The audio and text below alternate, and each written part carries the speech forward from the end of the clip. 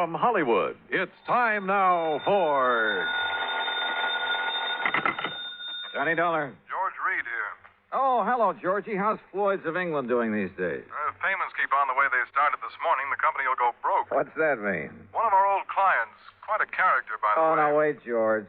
For just once, give me a case involving some nice, ordinary, normal person. No, Johnny. First, it was that old fuss-budget Jediah Gillis. Yes, but Then now... big bad Michael Meany, who thought he owned half the state of Louisiana. Well, yes, I know, but compared to them, Durango Laramie Dalhart is as normal as they come. Durango what? Except for one thing, of course.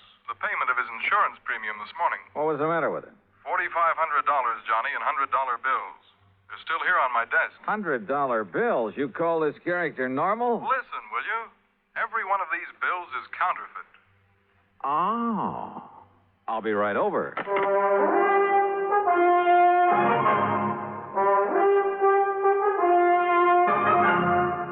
Bob Bailey in the exciting adventures of the man with the action-packed expense account.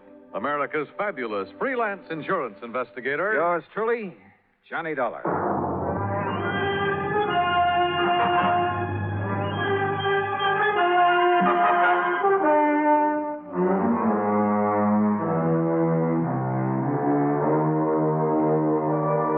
Expense account submitted by Special Investigator Johnny Dollar to Floyd's of England, North American offices, Hartford, Connecticut. Following is an account of expenses incurred during my investigation of the funny money matter. Expense account item 1, $1 even, taxi from my apartment to George Reed's office. I found him sitting, staring grimly at a pile of paper money spread around on the top of his desk. Well, there they are, Johnny. 45 $100 bills, and every one of them as phony as I've ever seen. Look at them. Yeah, I see what you mean. Whoever turned these out didn't even have sense enough to use the proper kind of ink. Yeah, it looks like he must have diluted it. Yeah. Have you ever seen such washed-out-looking money in all your life? Good tough paper, though, just like the real McCoy. Yes, real crisp and new. But, Johnny, look at those colors. Even the black isn't really black. Yeah. You'd think they'd at least have tried to wrinkle them up a bit and dirty them. Yeah. This is the most obviously flagrant... What are you looking at, Johnny? Well, this is unusual. For counterfeit, that is. What? Well, they've all been printed up with different serial numbers. See? Here. And here. Huh? How about that? Pretty smart. Funny, isn't it? The thing that usually makes this stuff easy to spot is the same number on all the bills. Sure. And whoever made these was clever enough to think of that. Had sense enough to use good paper, too. Uh-huh. But he certainly slipped up when it came to the color and quality of the ink. As for the press work... Well, I don't pretend to know much about phony money, George. Who needs to? And heavens knows I don't see too many $100 bills. But to me, this engraving looks just about perfect. That's just what I'm saying. Perfect plates, sense enough to change the numbers, good paper. Yet look at the result. Yeah. Has he ever tried anything like this before? What? Durango? Yeah. And just for the sake of the record, what is his real name? That's it. Durango Laramie Dalhart. Oh, I can't believe it. And the answer to your first question is no. Durango is as honest as the day is long. Well, maybe you mean he was. Well, maybe. But if so, I want to know why. There'd have to be a mighty good reason, believe me. Running out of dough is the best one I can think of. But he's always had plenty. After all, $4,500 to spend on insurance year after year. Just who is he? And where is he? He lives on a ranch in Oklahoma. What kind of a ranch? I don't know. But it must be awfully big. Where in Oklahoma? A place called Bum Spung. Bum Spung? Yes. Oh, now, look, George, this whole thing is beginning to get a little too thick. Durango, Bum Spung, Laramie Dalhart, whatever it is. Look, counterfeit money is for the Secret Service, so why don't you just put in a phone call to them and let them carry the ball? No. Why? Because of Durango. I simply can't believe he'd deliberately hand over a lot of phony money. He's been paying on that policy for years. Always in cash? Always in cash. Crisp, new, legitimate $100 bills. Up till now. Were you here when he left these? No. Now, look, Johnny, if somebody is trying to take him, it's up to us to protect him. Well, that's a big if, George, from where I stand. Johnny, we've always tried to give more personal service to our clients than some of the other companies. Look, I want you to investigate this thing for us, without Durango's knowing, of course, on a fee plus expense account basis. Oh, an extra fee? That's not usual, George. With you, it is. You know as well as I do, the padding that goes on your expense account is plenty fee for anybody. Oh, George, you cut me to the quick. All right, where is where is Mr. Dahlhart now? Back in Bum-Spung, Oklahoma. Or at least on the way. But I thought he just left this money this morning. Every year he follows the same pattern. Comes east for a fling. You know, New York and all the nightclubs, that sort of thing. Then, just before leaving, he drops in here, makes his premium payment, and is gone. So? George, I still think you should have called in the Secret Service. But I'll take this on for just one reason. What's that? I want to find out what kind of a place could ever deserve the name of Bum-Spung. Since George had already arranged for plane travel as far as Enid, Oklahoma, item 2 is a mere $8.55 for incidentals along the way. I arrived in Enid shortly after noon. Item 3, $2.60 for lunch. Item 4, $50 deposit on a rental car. And the owner of the Drive Your Own agency wore a silly little smile as he gave me the directions to Bum-Spung. Anyway, I headed due north on Highway 81 across the Oklahoma flatland. Some 26 miles or so further on, after passing through Pond Creek and crossing the Salt Fork of the Arkansas River, I spotted a rather crude, weather-beaten sign indicating that the place I was looking for was somewhere up a dirt road to the left. Road? That's a laugh. And it twisted and turned for seemingly endless rough miles along the riverbank. I just about decided that Bum-Spung was a bum steer when suddenly I almost ran into the gate of an old wooden fence, surrounding some 2 or 3 acres of sandy ground.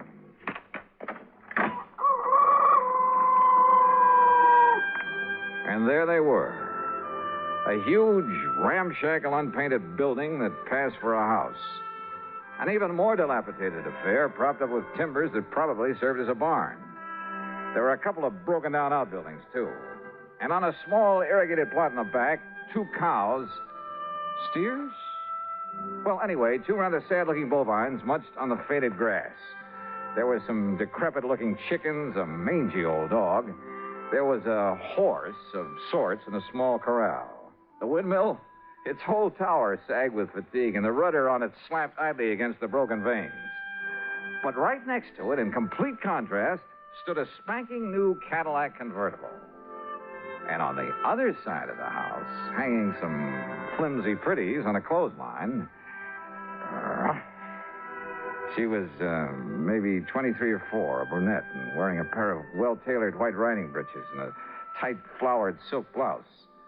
She was slim, and she was pretty, and had a couple of rosebuds tucked in her hair. Hi. And about as out of place as anything I ever saw. I said hi. It was like seeing the vision of a goddess. Come on in. Just swing aside that post at your left. It's what Durango called the gate. Oh, yeah. Durango, did you say? Don't tell me this is Bum-Spung.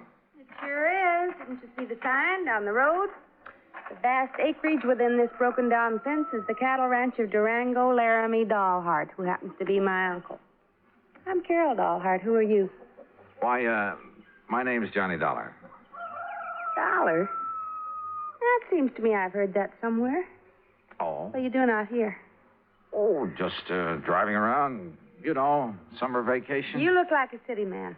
I was intrigued by that sign down the road. You know, curious about what Bum-Spung could mean. Bad water.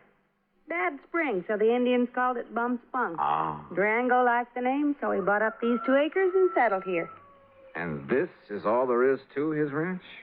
What's the matter with it? He likes it. But I'd had an idea. Well, Yeah? nothing. From what you've told me, I think I'd like to meet Durango. Is he around? You trying to kid me or something? I haven't told you anything about him. Now look, Johnny Dollar. Yeah, look! Suddenly she turned, drew an old Colt 45, and as I ducked, she let go with it. Holy! I got him, see? She got him all right. A small snake that had poked up out of a hole in the ground some 25 feet away. And she'd got him right through the head with both shots. Oh, God darn rattlesnake? Rattlesnakes? That looks to me like a poor old gopher snake. What's left of him. So what's the difference? Could have been a rattlesnake. Hey, you were plenty fast with that gun. Yeah, gotta be. Or old Durango wouldn't have me on the place. It's no use for anybody to... Hand me a couple of those clothespins, will you? I got to get these things hung up. Yeah, sure. Here. You said you're his niece. That's right. Only one left to take care of the old buzzard. You live here with him? Part of the time.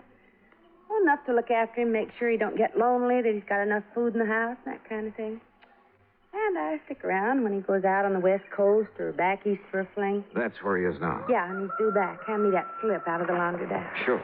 Here you are. I take it that convertible's yours, huh? Yeah, that was my birthday present. Oh, your family must be pretty well heeled.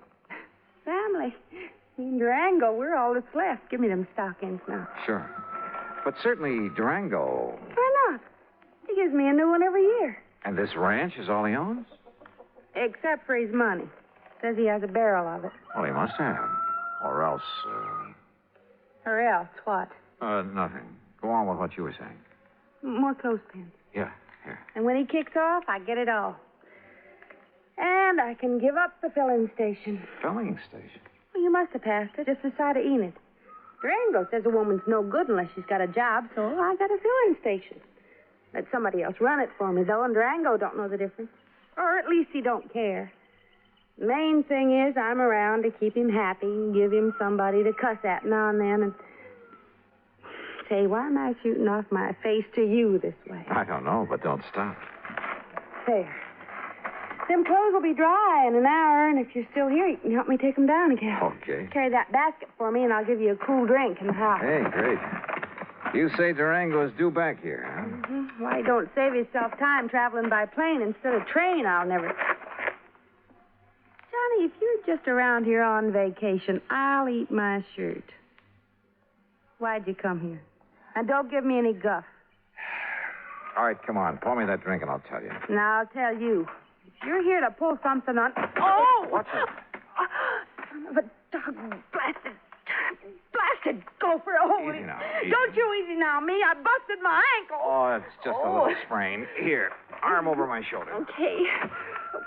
Dang fool that I was to kill that gopher snake back there. Oh, Johnny, it hurts. Then I'll carry you. You know. Oh, that's better. And hey, boy, you got muscles. You know. Huh? What the? Well, take me over to the sofa. What's the matter, Johnny? What stopped me was the inside of the ramshackle old house. Clean, modern, well-furnished. Even the kitchen with its gleaming porcelain, electric range, huge refrigerator, and freezer. Modern in every way. Well, don't just stand there staring. Get some water, hot and cold for this ankle. While you're at it, pour us a drink at the bar over there in the corner. I could use a good, stiff snort.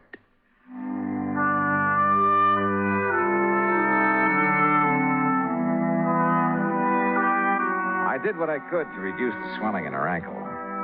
But by the time I'd taped it up and she was snoozing comfortably on the sofa, it was getting dark. So I hied myself into the well-stocked kitchen to see what I could scratch up to eat. And I'll be honest about it. With this mighty attractive patient on my hands, I'd completely forgotten about my mission in these parts, the investigation of one Durango Laramie Dalhart. I wasn't allowed to forget it long, though. As I opened and was about to reach into the ample freezer... Stop right there, you. Huh? There's only one way to deal with a thieving, stealing, dirty varmint like you. Now, wait a minute. Put that thing down. And that, partner, is this way. Holy, no. Hey, no, you're out of your... No!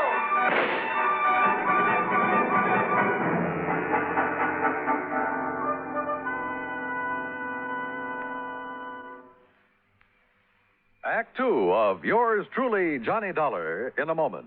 A number of years ago, it was said that, in spite of the large population of this planet, men and women remain the most inaccessible things on it. Today, we see this lack of understanding among peoples of the world reflected in headline stories. But it isn't because the people of the world are enemies. All people want to be friends. Long before the termination of World War II, Reverend Eugene Wood, a Methodist minister from Oceanside, California, went into a Scottsdale, Arizona camp where German prisoners of war were interned and offered his services to the imprisoned men. Among other things, Reverend Wood taught the men English, and he taught them about the United States of America. During the following years, after the men had been repatriated to their native Germany, nearly half of the internees corresponded frequently with Reverend Wood. Those men expressed a unique understanding of the people and the country of the United States of America. This great feeling of friendship and understanding prompted the minister to make a pilgrimage to Europe to seek out the men he had befriended in the prisoner of war camp in Arizona. This gesture on Reverend Wood's part gained him a fantastic welcome everywhere he went. In all the places he visited, he spread the gospel of love and friendship and had it returned to him. There were no enemies, only men with the love of freedom, the right of all men, everywhere. And now, Act Two of yours truly, Johnny Dollar, and the Funny Money Matter.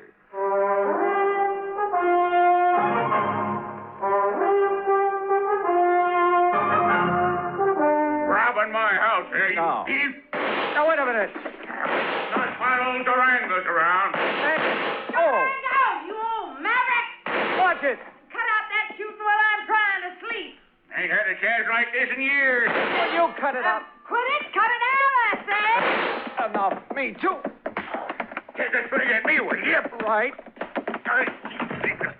Holy Moses. Okay. Yeah, and here's your gun. Keep it in your pocket where it belongs. Sure. Now, what was the big idea? Well, whenever you bring one of these fancy boyfriends of yours around to my house, I got a right to have a little fun with them, ain't it? Fun? Is this your idea of You and fun? your crazy gall darn fun. Look what you did to the stove. You blowed it full of holes. The old wood stove would have held up. Here, buy yourself another one. There's $500 nice new dollars. Hey, wait, let me Now, see what about those. that window and the jars on the shelf? Okay, here. You should have saw him when I started throwing that lid all around him. Sure. Here, Johnny, let me wipe off some of that jam that fell on your head. Johnny? Johnny who? Johnny Dollar. And I take it you're Durango Laramie Dollheart. Nah, sure am. Fastest shot in the country, too. My pa learned how in Durango, my ma learned how in Laramie, and I'm better than both of them was. Only thing is, I get no chance to show off no more. Durango, you crazy idiot. What's the idea? No harm, man, no harm. Yeah, take a slug of this. You forget all about it. I'll get a glass. Glass, a man drinks out of the bottle. Go ahead, Johnny. Oh, well, thanks. Bad enough a he-man has to live around all this feminine fripsy and lace curtains and rugs all over the floor and You know stuff. dad blame well you like the way I fixed up this old dumpy ears Durango. Yeah. Now, wait a minute. Look, you two. Yeah, you know dang well a man gets tired just sitting around, no matter how pretty it is. Why else do you suppose I got to get away every now and then to San Francisco or New York or some of them places where they got some noise and excitement? Is that right, Johnny Dollar? Just leave him out of this. Why? What's he doing here, anyhow? Well? Well, Durango, I'll tell you why. Because he's just driving around on his vacation and he happened to get to the end of the road and I made him come in. That's why. Thanks, girl. You got any objections? Now, I'll say this. He's got a lot more get-up and guts than most of the boys you bring around here. That larrup on the chin he give me is... Yeah, well, I'm sorry about that, Durango. Sorry for what? Because you didn't act like some of them lily-livered kids she brings around and run for home? No, sir, boy, you're all right. You're... Cheryl, what the Sam Hill you got on your foot? Well, it's high time you noticed. Well, what happened to it? I like to have busted my ankle in a gopher hole, and if it hadn't been for Johnny, I'd still be laying out in the yard howling with pain. Yeah, me, I'd seen that happen. I thought she'd broke her leg. I'd liable to took her out and shot her. But Johnny, boy, you done a real good job on my little ticket.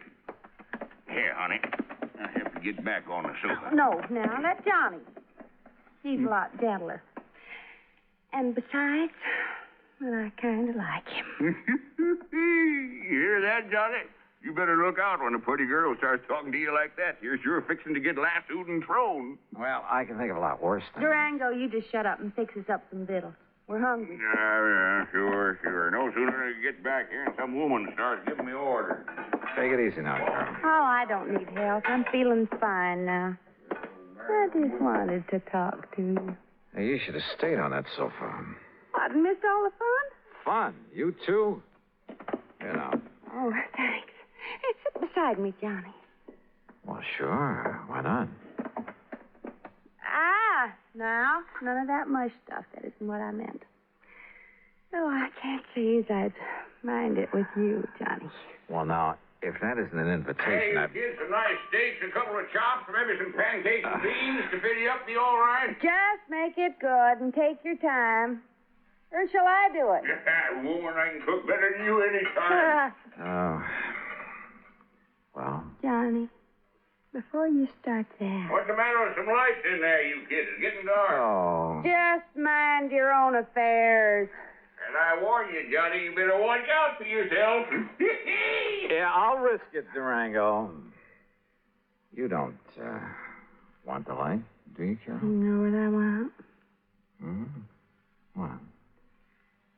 I don't know why you come out here to bum spung. Can't I wait? Hmm? Dollar, I bet you got somewhere else to go. It's going to be pretty late by the time we met. Why, I might as well bunk here tonight. Got plenty of room. What do you say? Johnny? Sure, Durango. Thanks a lot.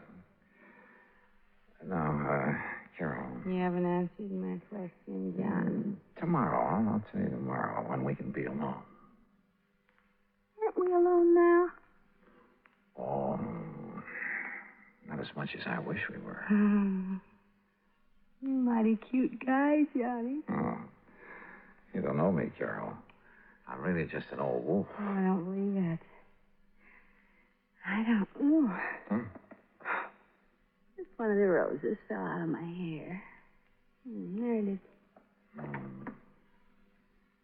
With buds of roses in her hair and kisses on her mouth. What's that? Pretty. Just a line from an old poem. I have the roses in my hair. What about the rest? Why don't you find out? You kids want to bell down on the jug while you're waiting? Oh, Oh, why don't you tend to your cooking? Johnny?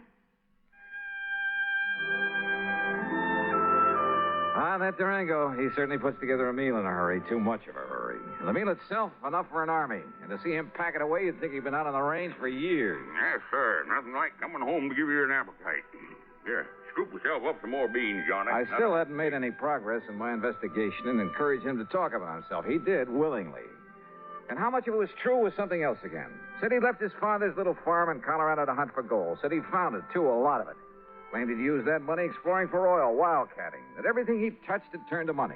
That he'd made and banked so much he could never spend it all. That's why he'd go on those flings to San Francisco and New York, just to get rid of it. Then come back here to this little plot of ground and rest up for the next excursion to the big city.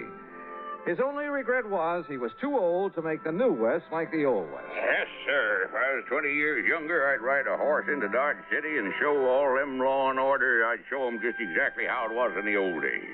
Like I read about in them magazines. But if all this were true, why the counterfeit money? Those phony, washed-out $100 bills I'd seen on George Reed's desk. The bed in the guest room was as comfortable as my own, but I couldn't get to sleep. Fortunately, for long after the house was dark, it must have been close to midnight, I heard the door of Durango's room open, heard him sneak out of the house the back way. Quickly, as quietly as I could, I slipped on trousers and shoes, took along my gun, and went after him. From the back porch, I could see that there was a light on in one of the small outbuildings.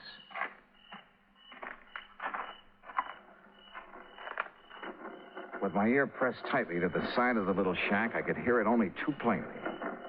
The printing press on which Durango was turning out the phony money. No question about it. And I was sorry. Kind of begun to like the old character. To say nothing of his beautiful... Johnny. Huh? Carol. What are you doing out here? If it's a walk in the moonlight you want, why didn't you ask me to Carol. come with you? Carol, listen. I'll lay my cards right on the table. What I really came to this place for was to find out... Well, it was right here inside this little shack. Oh, no. And now that I've found out, I've... Johnny, you'll break his heart. He thinks nobody knows about this. Oh, of course he does. He's been doing it ever since. And he thinks that even I don't know about I'll bet. it. Oh, Johnny, please, you'll spoil everything. Why not? It's about time, isn't it? And he means no harm to anybody. What do you mean, no harm? Are you kidding? Or maybe you're in this whole thing with him. Are you? Oh, Oh, but I don't see what difference it would make. Johnny, baby, Oh, don't pull that stuff. It's time for a showdown. Hey, what's the racket? What's going on? Oh. Snooping, huh? Why, you ornery, low-down, sneaking coyote. All right, Durango. Just cut it and stand where you are. Well, what are you doing with that gun? I only hope you won't make it necessary for me to use it. Johnny. Open up that door, Durango. I want to see what you've got inside there. Go ahead now, open it. Yeah. Now, look, son, there ain't no harm in what I'm doing in there. No harm. That seems to be a pat phrase around here. Well, it's just that ever since I made my pile, everywhere I'd go, I'd spend a lot of money. So you told me at great length. Always, maybe it was sort of showing off a bit, but when I'd draw it out of the bank, I'd make them give me brand new money. You know, to impress the folks. Like a big shot up in Hartford where I pay my insurance for Carol here every year. In brand new $100 bills, supposedly. That's right, and no supposing. But this last insurance payment to Georgia. Yeah, I know. But, Johnny, it wasn't my fault. The bank didn't have some nice new ones for me. And they couldn't get them in time either, so I had to... Well, this was the next best. Oh, that's a likely Johnny, story. please. Open that door. Oh, God, I kept hoping nobody'd find Come it. on, open it. Okay. There you are. What under the... That's the washing machine there. And that's the soap and plenty of strong bleach and the starch to make them nice and crisp. Oh, no. And that there's the ironing board where I press them out real nice and flat. They'll never believe it. But it does make them look real pretty and new. Honest, Johnny, I didn't think there was no harm in it.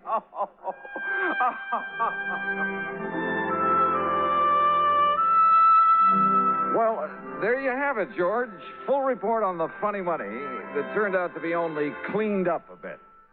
And the next time, call in the Secret Service, will you? No, I didn't mean that. Just don't question the charges on this account for the extra week I've spent out here. If you could see this pretty little Carol. Oh, that Carol. And if I ever get enough money, so help me, I think I'll retire to Bum-Spung, Oklahoma. Expense account total, including incidentals, and the trip back to Hartford, $171.25. Yours truly, Johnny Dollar.